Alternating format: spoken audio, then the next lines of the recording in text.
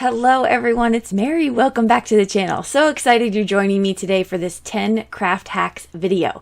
So I am going to be doing 10 main topics, but there are sub bullets, if you will, underneath some of these. So it's actually more than 10 ideas, and I'm hoping that it gets you kind of thinking outside of the norm and a different way to look at your stuff. So let's jump in to the first one. The first hack for today is to foil on your projects without a laminator. So I don't know about everyone if you have all the space in the world for all your machines, but I don't have a space for my laminator to easily sit. And so I'm just that way. If I don't see it, I don't use it. So I thought about trying my heat gun a long time ago. I did this video and the next clip that you'll see. But I wanted to give this a try and see if it would at least try to make an impression with the foil from stamping it. So the first thing I'm doing is taking this background stamp, Versamark ink, which is sticky ink, and then I'm going to stamp it onto my card panel. I'm going to cover it in clear embossing powder, and I'm going to heat set it because you want that entirely heat set and ready to go. Okay, so I'm going to, like I said, make sure it's good to go. Now, with this, you can't really expect a perfect, seamless image when you're going to try this technique, but I really liked the distress kind of final product. So it doesn't look like it was stamped with foil, I guess. As you can say, that's the difference between running it through your laminating machine with that, special toner ink versus what we're doing here. So a couple tips I learned along the way as I was doing this because this was new to me. So what you want to do is you want to heat set a portion of your image, then put down the foil quickly. And I was using a bone folder to kind of push that down. It's too hot to touch with your hands, so be careful. But you also don't want to press too hard with your bone folder because then you will kind of smash the image. Because remember that heat embossing, that powder, it's heating back up. And so it's not keeping the exact same image. So you just want to be gentle with it. But practice, play around. Here you can see I go back in to do the body of the butterfly in a second, and it just really pops. But it's so fun and it's so pretty to see this come together. Think about all the different foils you can make. I'm going to show you in just a second how I went outside of just the regular silver here. But I showed you in the beginning of this clip those finished projects, and I'll put that full-length video below as well as the next one if you wanted to check those out. And I'm just showing you a couple more examples here. I used a background stamp of snowflakes. And again, you want to go one piece at a time. You can't expect to heat the whole thing back up and get your foil on because it's going to dry too quickly. So I just concentrated on one area at a time. This next one is a thank you card, and you can see here how it kind of looks distressed. So you can't see every bit of every letter. And I was totally fine with that. I thought that was really cool looking. So this next example here is going to be where I used two different stamps. That one was more of a dotted image and the other one was more grid. And so again, parts of it got kind of smashed together, but I didn't care. And I'm going to be using some rainbow foil for this one. So I did all the normal steps. I'm heat setting my images, and then I'm going back in with my foil. Okay, so I'm going to speed through this quite a bit, but a little bit at a time. And it could take a little bit of, a little bit of time to do. But as you can see, when you do it right the first time, you're going to try to keep that image as clear as possible. But what this is telling us is that we can turn any stamp that we own into a foiling project. That's basically what I'm taking away from this. Because when I tried it the first time, I was like, whoa, I could use any stamped image in my entire craft stash and foil it. Sentiments, whatever. Like I said, may not come out as crystal clear with sentiments, but maybe you get really good at it and you'll figure out the right touch. So I love this one. This one was on black cardstock. Look at that rainbow. I can't even with you, rainbow. Okay, we're moving on to the next thing here. Our next hack is to create your own shaker bags for your shaker cards. One thing I love about this technique is the movement that you get from doing a shaker bag instead of filling up the shaker bits. Also, second thing is, I love that they don't fly out of your card project because you didn't use enough foam tape. So right here, I just grabbed up some acetate. You can do any acetate you have in your stash. I had these album sheets, I had regular packaging, and I'm using a bag sealer. So this bag sealer is just something I picked up. It's a USB rechargeable, and it basically cut and seal at the same time as you're running down the project. But here I'm just making this one for a fall shaker card, and you can see I get all my bits in there, and then I am going to seal it up. Now, it takes a couple times to practice with how you get a straight line, but even if it's not perfectly straight, no one's going to see it. It's going to be in your project behind a card panel.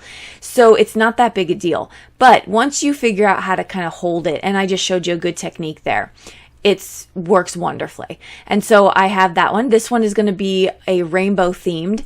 And so I've filled up this shaker bag the same exact way. And you just put some acetate on the back of your card panel. You place down your shaker bag, and then you put some foam tape around it. Now this is only one layer of foam tape, which is, I think that might be 2 layers. 2 layers of foam tape just to give lots and lots of movement. But it moves around beautifully, and it's not getting lost all over the card. Love it. So fun. I've been making these, just making a ton of them. You can make a bunch of shaker bags and put them in the side. Like if you lost your mojo for a little bit, just make a bunch of shaker bags, put them to the side, and then when you're ready, you can make your cards. So there's a closer look at that one, and then the fall card that I finished the first package off with. All right, our next hack, we are going to be talking about filling up empty markers with the solution of your choice. Now, why would we want to do this? Because it is purely convenient. That is why. So the first marker that I filled up was this brush marker. It's a water brush pen. And I am going to fill it up with some 99% alcohol. You can use your blending solution or the alcohol. And I'm going to put it in a brush because I can paint with it. I could drop down my alcohol or my blending solution onto my card stock here. I'm using Yupo paper, I believe, or potentially poster board. I can't remember which one, but I am able to do that. And see here, you can see I'm deliberately moving around my alcohol pearls so that they go where I want them to go. And that's the fun of it, because I'm also adding a little bit of that solution as I'm going. This one is a little bit more deliberate in just spreading it out and smoothing out those lines of my rainbow that I was trying to make. And I don't think I added too much alcohol solution while I was doing this. I kind of want to just spread it out, make a smooth rainbow.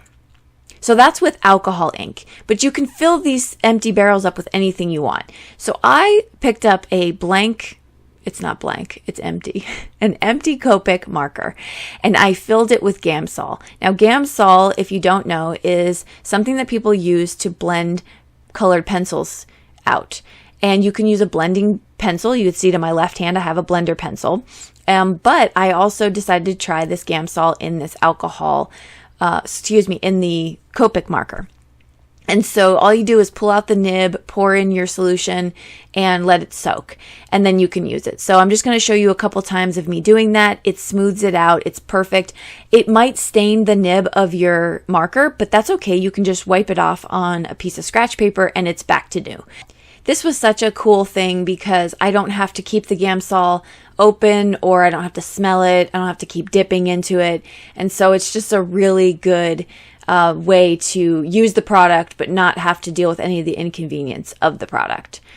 All right, we are moving on to our next hack, which is to use your platform to align your card panels in your Stampin' platform. So this one, I'm using a mini MISTI to show you. I'm only going to show you one example. It's going to go by pretty quick, but you can put your card panels or your card bases into the corner of your MISTI. Maybe take out the foam tape, the foam pad underneath to give yourself a little bit more depth.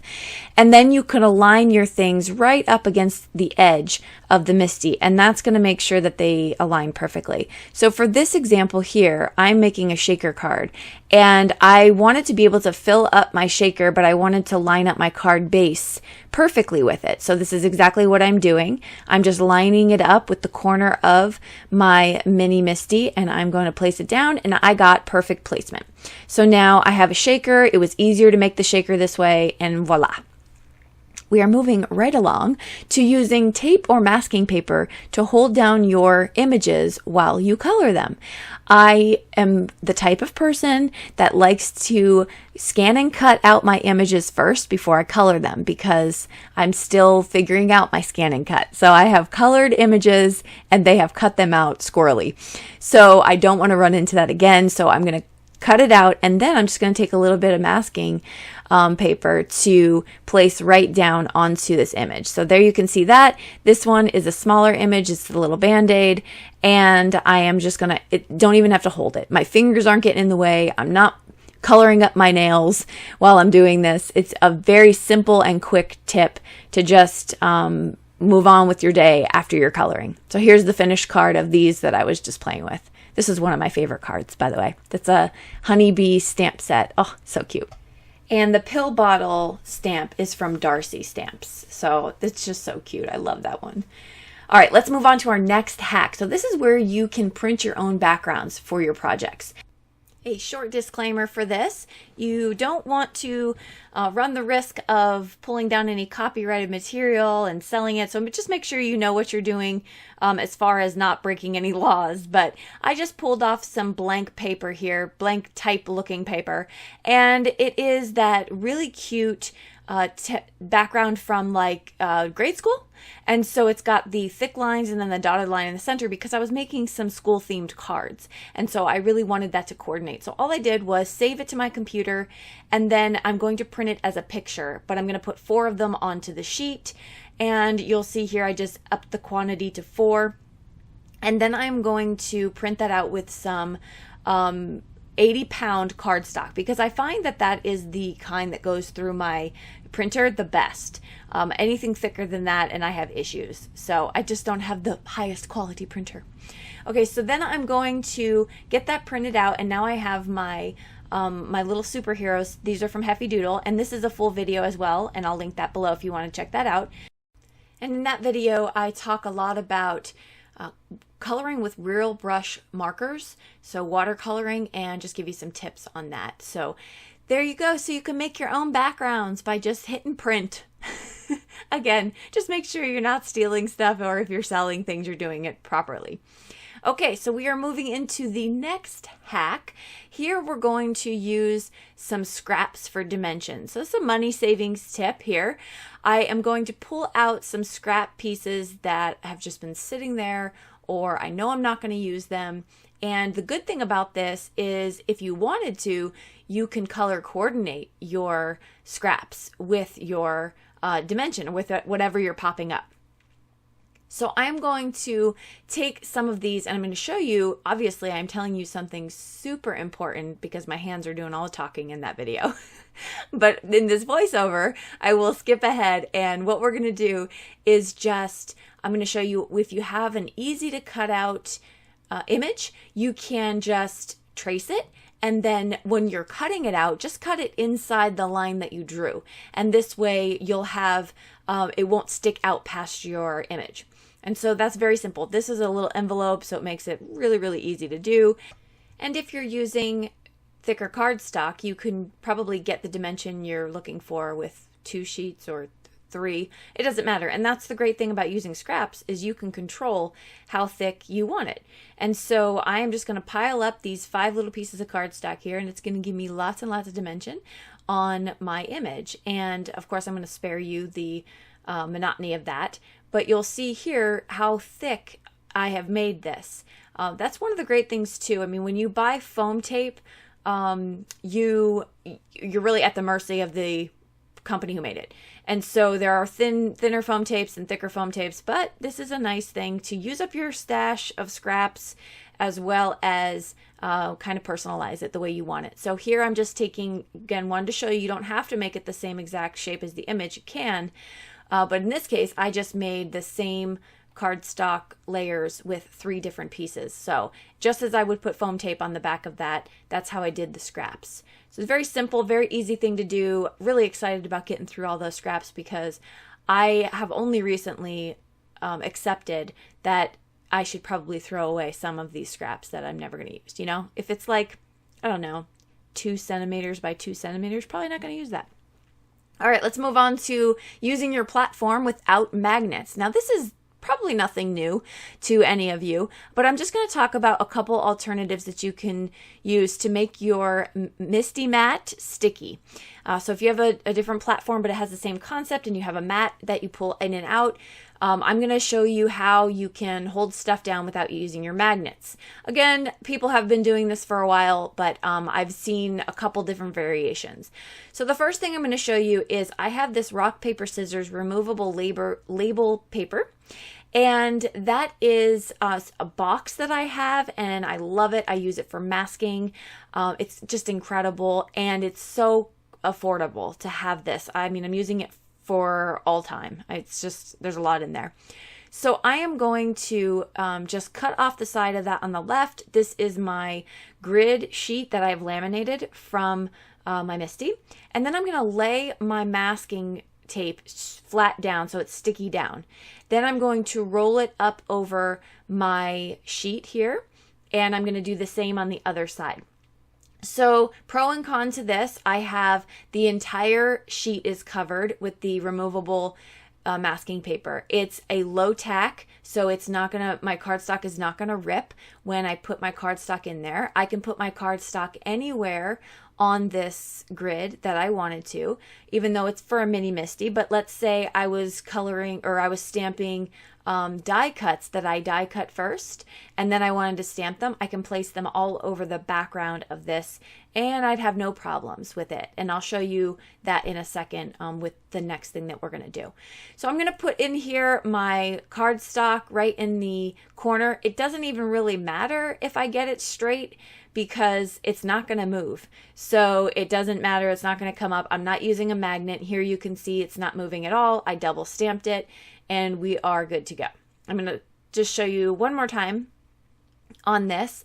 So I am using some Nocturne ink. That one didn't need double stamping, so we are good to go. And I'm going to move on to the second example. This is really a great hack. I started doing this hack a while ago because I like background stamps. And so I pulled out my larger MISTI, and I'm going to put just a piece of label tape. So if you don't have the removable tape or the masking paper on hand, you can use even a Post-it, a full sticky Post-it, and fold it back on itself. That'll work. So the idea here is I have a little bit larger of that label tape from Post-it, and I am going to just fold it on itself, lay it down flat, and now I'm going to do a background stamp because I don't have any place for my magnet to go. So if you're not using anything sticky in your mat, that's okay if I have this size of background, but sometimes we have the 6x6 backgrounds, and I want maybe the center image on the center of my cardstock. And so that's why I want to be able to place it in the center, not have to worry about lining it up. I don't have the MISTI corners. I know that that's a huge help with things like this, but I don't own them.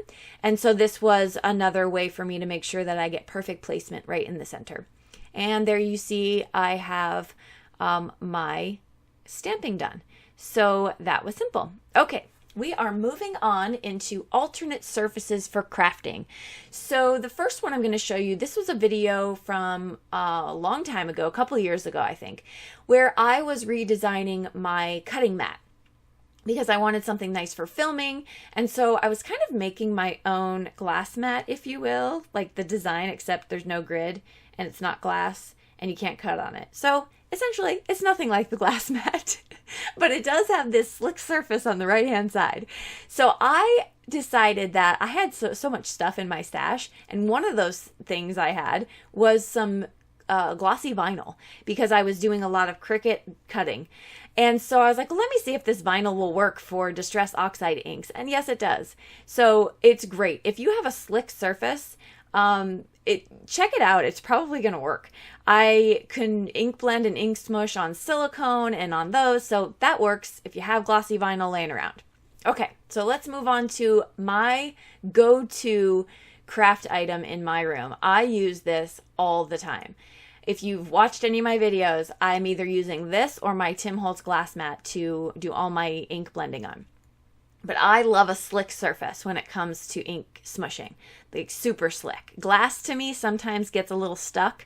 It still works and it's still good, but it's nothing like, to me, it's not like the slick surface on the glass mat, you know, the white, or this. So this is not a Ranger craft mat. This is actually a baking sheet. So I showed you just when I was unfolding them, there's 5 to a pack, I believe. And they are really affordable. And I love, you can cut them down to any size you want. Maybe you just want a little one for a mini clipboard, or you want a big one for your whole desk, whatever you need. I love the fact that there's 5, I believe, to a sheet or to a pack. And so on this one, what I'm going to do is I am going to cut this down and wrap it around my clipboard. I love to do this because it's up and down with my mat. I don't have to lay my craft mat out. I don't have to roll it back up. I can just put it on my clipboard, and then when I'm done, I store it like I store my MISTI and my Score Buddy. So all of that just kind of goes nice and neat together.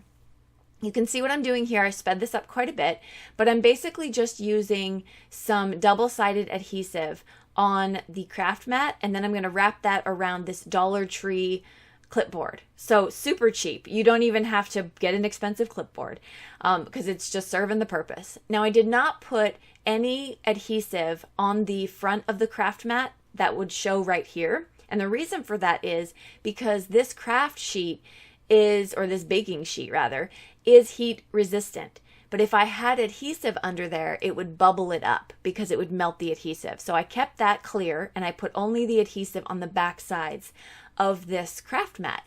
And that way I'm not worried about the heat at all.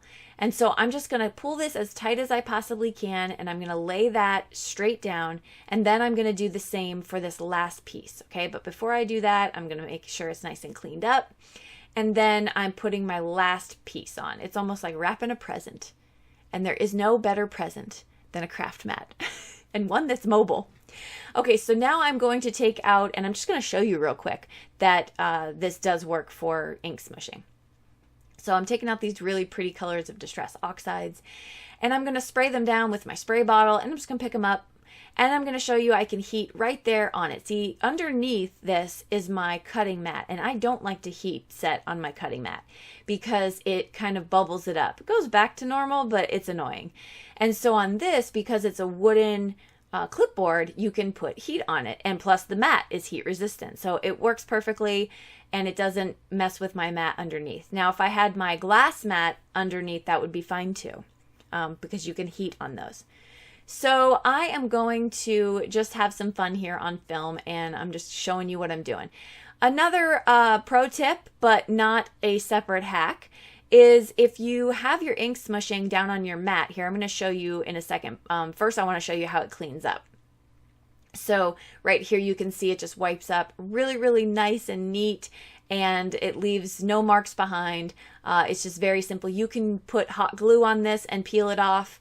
You can do enamel dots and peel them off. So it's just a great tool. But I wanted to show you the pro tip is just instead of just water, add a little bit of your shimmer spray to it or your iridescent spray, and you'll pick some of that up when you're doing your ink smushing. It's subtle, it's not too bright, but you'll see it, and it's just a nice little sparkle there. So there are my backgrounds that I made, was having fun with my craft mat. All right, let's move into the next topic, which is craft storage ideas. Now, some of these are going to be money savings. Some of them are going to be convenience. So we will jump right into the first one, which is going to be how to keep your favorite dies close. I love the convenience of reaching for my dies in a split second. I don't want to have to go through and pick them out like I do with my stamp sets. So right here, this is my old craft space, and right where I was sitting, I had a desk above me with shelves, and so I would put some magnetic sticky backed paper or just magnet sheets, and I would stick them right up there, and then I would put my favorite and most used dies at my fingertips. This was a favorite. I got a lot of comments on this during my tour video, and this is an old tour video. This is my new desk. I'm down in the basement now, and this is, my husband made this desk, FYI, by the way. Love this desk. It's amazing. But I wrapped my entire desk with magnetic sheets. Now, this is a sheet that comes in one full piece, and I filled it with my dies. This has to be one of my most favorite things that I've done in my craft room for me, because it just makes the process, it's not super neat right now, but it makes my process so much quicker and just easier. All right, next hack here is another convenience one. Most used embossing powders. I like to keep those where it's very simple and easy to use them. So I have two ways. This way right here is this 3-drawer acrylic plastic container. And acrylic just means it's that more sturdy plastic. It's not flimsy. And I put my most used embossing powders in there, and I got those little scoops for $3 to a pack from the Dollar Tree. And I just put them in there, and the reason I do that is so that they're big enough to hold my full A2 size card panel when I am pouring embossing. I don't have to pull out any filters or paper or anything like that, and I don't use a whole lot of different embossing powders. Here I'm just showing you how you can kind of fit it right inside that square. So to me, it's the perfect size. I love those. If you can't get your hands on this type of setup, which, by the way, is probably not good if you're going to be traveling with it because it's going to get all over the place. But you also have this kind of setup here with these containers that lock. And again, it's the same concept. Most use embossing powders to keep in there. But the only thing, again, it's not hard, but it's that extra couple seconds of putting the lid back on and off. Not a big deal at all. But I really like the drawer aspect because I pull it out, I use it, I push it back in. Easy peasy. Okay, so we are moving into some money-saving storage hacks next. If you look around and you look for things that are not geared towards crafting but can be used, you're going to be surprised at what you find. So I went into, I think it was a Tuesday morning or a TJ Maxx or something, and I picked up these little nail polish holders right here. And they're tiered, and they fit my Tim Holtz foam tool perfectly. And so I just decorated with some rhinestones that I had, and that is how I was storing my blending tools. This idea right here is for nail polish. These are far less expensive than some of the things that are marketed towards crafting. And so I think these, as big as they are, they may be $17. And I can fit so many Nuvo drops and glitter bottles and all kinds of stuff on there.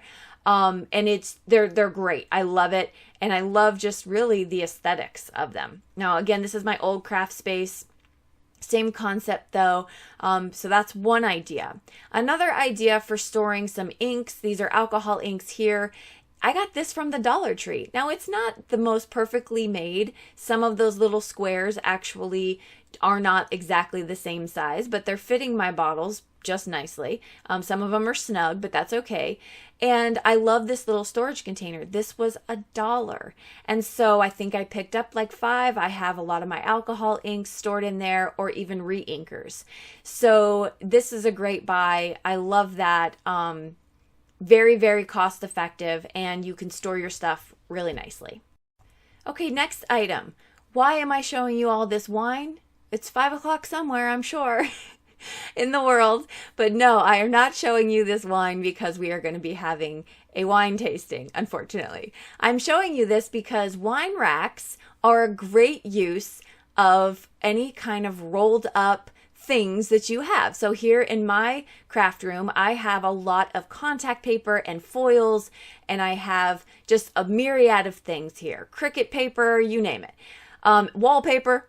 And so that is one way that you can save money.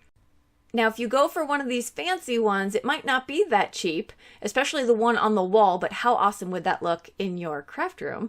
But I got mine at the thrift store, and it feels like it's made from iron, so it's really sturdy, and I can put it up vertically or horizontally. So it was just a money savings and organizational tip. Okay, let's move into talking about how to store ink pads. This is probably one of the more pricey things when you talk about marketing towards crafting. So I picked up the one in the middle here, and this is a cassette player holder. And I picked up two, and I store all my inks in there. So you can see what they hold. They don't fit the VersaFine Clair, but they do fit all the other types there that you can see. So I have a pretty diverse collection of inks. So if you need to rewatch that and see which ones are in there, I love the idea of those. So just coming back to this picture here real quick, you can see that the one on the right is supposed to be for cell phones, and the other ones on the left, that's supposed to be for cell phones. But just look at the measurements and see if that's something that you could alter to fit your needs in the craft room. That brings us to the end of our 10 craft hacks video. I am hoping that this was useful for you and that you picked up some good tips that you can use either in time savings, money savings, or just pure convenience. Let me know if you have any questions at all. Like I said, I will link the live videos that I have down below in a playlist. I will also list all the items I showed throughout the video in the links below. And don't forget to link up with me on social media platforms found in the Linktree link below the description as well. I will see you all in the next video. Have a great day. Bye-bye.